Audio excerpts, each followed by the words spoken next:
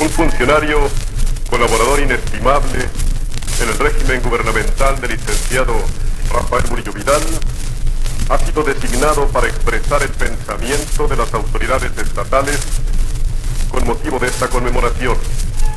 Es el secretario general de gobierno y a la vez presidente suplente de la Comisión Estatal para la conmemoración del centenario del fallecimiento del licenciado Benito Juárez, y en esta forma ocupa la tribuna el señor licenciado Francisco Berlín Valenzuela.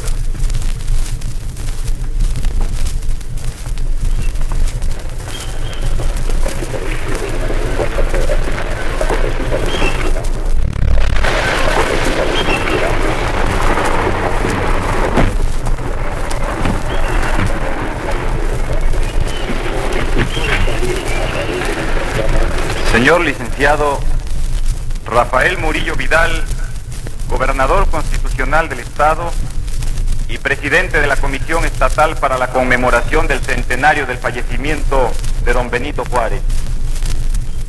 Señor licenciado Aureliano Hernández Palacios, presidente del Honorable Tribunal Superior de Justicia. Señor licenciado y diputado Francisco Sánchez Contreras, representante de la Comisión Permanente de la Honorable Legislatura del Estado. Señores funcionarios federales y estatales, pueblo de Jalapa. Sabido es que los grandes hombres son aquellos sin los cuales no puede concebirse la marcha de los pueblos hacia la realización de sus metas históricas. Juárez merece este calificativo en grado eminente porque sin su obra no hubiera sido posible el advenimiento de la nación moderna que hoy es México, bajo cuyas instituciones democráticas venimos creciendo y prosperando. Al sumarnos a las conmemoraciones nacionales en torno a la figura del benemérito, los veracruzanos no podemos renunciar a la emoción que nos provoca el recuerdo de la estancia de Juárez en el puerto de Veracruz, cuando ocupado casi el territorio patrio por las fuerzas reaccionarias, este pueblo supo responder a la confianza del patricio, colaborando de manera eficaz a la protección del legítimo gobierno y a la expedición de las leyes de reforma destinadas a poner término a la ambigua situación de la autoridad civil, sobre la cual pesaba la sombra del clericalismo. Veracruz fue en ese instante un reducto de la libertad, del que brotó la luz de una nueva concepción ideológica que había venido madurando en ese grupo de pensadores y dirigentes que junto con Juárez luchaban por el establecimiento de un orden social más justo. La política seguida por la metrópoli en la Nueva España consistió durante 3 siglos en mantener un sistema de explotación en todos los órdenes. Para ello favoreció la ilustración de un grupo, privando a la masa del pueblo del acceso a las fuentes de la cultura, lo cual consideraba origen inevitable de futuras subversiones. La ignorancia popular resultó así el mejor aliado para cimentar la conquista y conseguir el dominio del mexicano y las riquezas de su suelo. Sin embargo, al iniciarse el siglo XIX, los criollos, segregados de la participación en las esferas del poder, comprendieron la necesidad de romper el tutelaje de la corona española que nos condenaba a una situación de permanente dependencia, impidiéndonos marchar al ritmo de los tiempos. Cuando un pueblo busca su libertad, el primer argumento de sus opresores es sostener que no está preparado para ejercerla. Por eso hacen todo lo posible para evitar que ese pueblo conozca el estado de madurez que le permita conocer sus propios alcances y limitaciones. Hoy, como ayer, a pesar de ese argumento, los pueblos van conquistando el derecho a la autodeterminación y los resultados muestran de manera incontrovertible que esa madurez es producto de la vida en la libertad y no al revés, pues la esclavitud solo hace seres sumisos y convierte al hombre en un objeto envilecido. Después de haber alcanzado la independencia política, los excesos se hicieron inevitables, tanto de aquellos que propugnaban por una libertad absoluta, creando un ambiente propicio al libertinaje, como de aquellos otros para los cuales la tiranía era el remedio apropiado que restablecería la paz y el orden. De este estado de cosas, surgió en el grupo liberal la idea de dar al país un cuerpo de leyes capaz de encauzar y regular la vida nacional, poniendo por encima de las pasiones e intereses sectarios la fuerza impersonal del derecho. Juárez destacó en esta obra y pudo salvar a la nación justamente porque estuvo por encima de los individuos y de los grupos. En la defensa de la ley, su voz fue la más pura, su voluntad la más intransigente. Nada lo hizo retroceder. Por el contrario, cada obstáculo fue para él razón de un nuevo impulso. Su respeto a los derechos inalienables de los individuos frente al Estado y los de éste como único órgano para velar por el bien común, lo llevó a delimitar el ámbito de acción de las distintas entidades sociales, estableciendo una línea divisoria entre el poder público y el eclesiástico para impedir conflictos futuros originados en la intromisión de cualquiera de ellos en los terrenos del otro. Juárez dejó a la Iglesia la vigilancia de los intereses trascendentes de la religión, reservando al Estado el cuidado del bienestar del pueblo. No atacó los sentimientos religiosos populares, pero sí evitó que se continuara abusando de esos sentimientos en favor de una situación social injusta, donde la religión era el arma utilizada para enajenar las conciencias. Juárez, el reformador, no erigió monumentos materiales, pero su obra tiene la permanencia intemporal de lo que se construye con el espíritu. Mas los tiempos cambian y nos enfrentamos a problemas que por razones obvias no fueron previstos por nuestros liberales. Así contemplamos que las sociedades industriales, después de haber alcanzado un alto grado de desarrollo, son amenazadas por las crisis que padecen. La producción de un gran número de satisfactores materiales no trajo a esos grandes países la felicidad y la paz que se esperaba. Por el contrario, se advierten en ellos el desaliento y la desesperanza, y la misma fe en el conocimiento racional, característica del siglo XIX, se ha venido desmoronando ante la permanencia negativa de fenómenos como la guerra, la discriminación racial y la lucha por el dominio de los grandes mercados. La conclusión de todo esto es el juicio que se ha opuesto siempre a toda forma de intelectualismo. El hombre no es solo conciencia ni inteligencia, como tampoco es únicamente materia. Sus actos están gobernados por otras fuerzas sobre las cuales es preciso ejercer un control efectivo. Las sociedades industriales, con su alto índice de delincuencia juvenil, alcoholismo y drogadicción, para citar solo algunos de los problemas más serios a que hacen frente en la actualidad, son un ejemplo que ha hecho meditar a los estudiosos de los pueblos en vías de desarrollo acerca de la meta que venimos persiguiendo. Por eso nos preguntamos, ¿será acaso la decadencia y la desintegración moral el precio ineludible del progreso?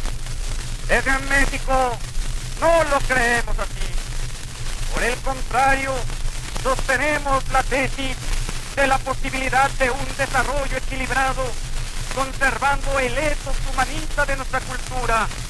El avance del país no tendrá por lo mismo el carácter espectacular de los pueblos dispuestos a sacrificar sus derechos fundamentales para lograr esos objetivos a marchas forzadas. Se ha dicho muchas veces, y es preciso reiterarlo una vez más, ante quienes pretenden hacer del desarrollo material el único índice de nuestras conquistas, que el valor eminente de la independencia, la reforma y la revolución ha sido siempre el hombre. Juárez nos dejó un ejemplo heroico en la defensa de la libertad, la soberanía y el derecho para mantener la integridad de nuestro pueblo, nutriéndolo en su esencia para evitar que en el futuro fuera víctima de los factores disolventes de las sociedades modernas. A 100 años de la muerte del patricio, son evidentes los frutos de su obra. Y hoy, con la experiencia propia de los pueblos que transitan los caminos de la libertad, sabemos lo que debemos esperar de nosotros mismos y, alentados por la doctrina juarista, seguiremos adelante. Pero, ¿qué significa el juarismo como una actitud ante la vida? El juarismo significa mantener abierta la inteligencia a los cambios de la época. Significa también la firme voluntad de buscar el bienestar general antes que la propia conveniencia.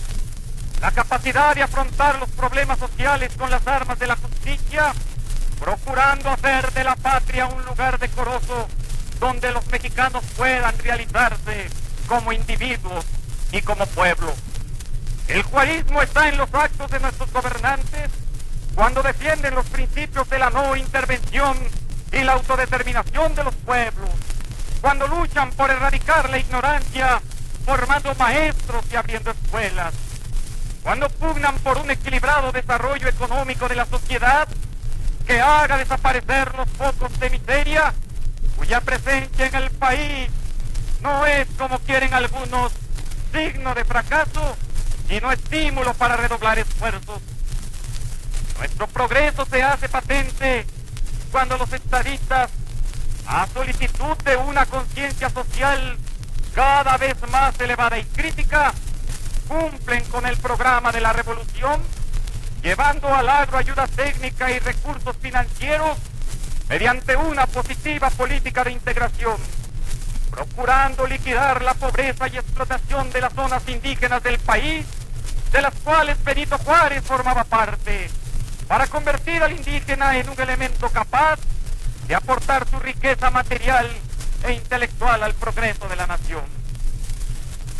Señoras y señores, no hace mucho tiempo, en el foro del Congreso de la nación más poderosa de la tierra, nuestro primer mandatario habló de un nuevo tipo de relaciones más justas, más equilibradas, que deben establecerse entre las naciones para que pueda darse la paz y la prosperidad en el mundo.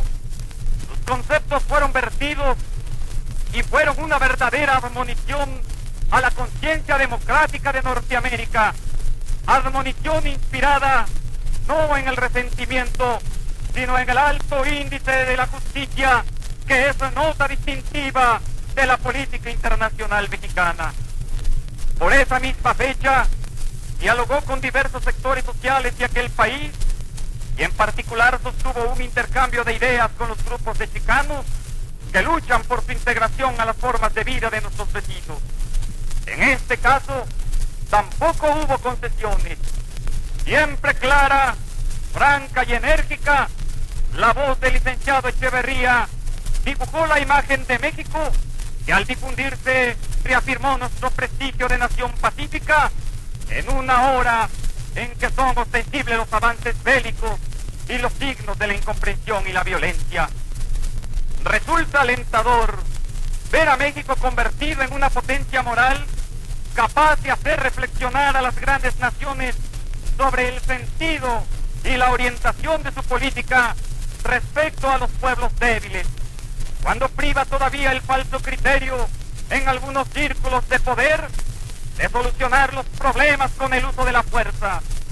Esta actitud no brota de la nada, tiene una fuente histórica, es el resultado de amargas experiencias que cristalizan en una política donde el valor eminente, como ya lo hemos dicho, es la dignidad humana. De esta manera es como el régimen del señor licenciado Luis Echeverría continúa en forma consecuente la tradición juarista. En el México no se pretende reverenciar la figura de un Juárez inerte. Hablamos de él y de su obra desde la trinchera del trabajo creador. Por eso, al recordarlo, nos embarga la honda preocupación de los objetivos pendientes y sentimos el compromiso ineludible de colaborar en la medida de nuestras fuerzas a las reformas que en todos los órdenes de la vida de la nación promueve y auspicia el ciudadano presidente de la República. No ciertamente un juarismo formado de palabras, sino de hechos, es el que respaldamos en esta hora, ya demasiado avanzada en el reloj de nuestra historia, para volver atrás. Desde el mando de la nave estatal, el licenciado Rafael Murillo Vidal,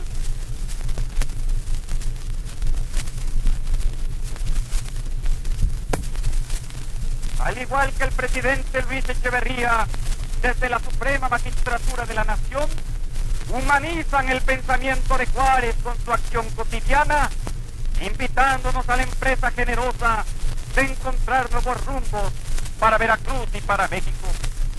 Ante este monumento consagrado al recuerdo del benemérito, los veracruzanos respondemos en forma entusiasta a estas equitativas, porque sentimos una profunda vocación juarista por la libertad y la justicia, y porque nuestro hermano Juárez sigue viviendo en el corazón y la mente de cada mexicano, alentando a las nuevas generaciones a ganar las batallas del progreso, poniéndose de pie en la conciencia nacional para enseñarnos a servir con desinterés a la patria. Muchas gracias.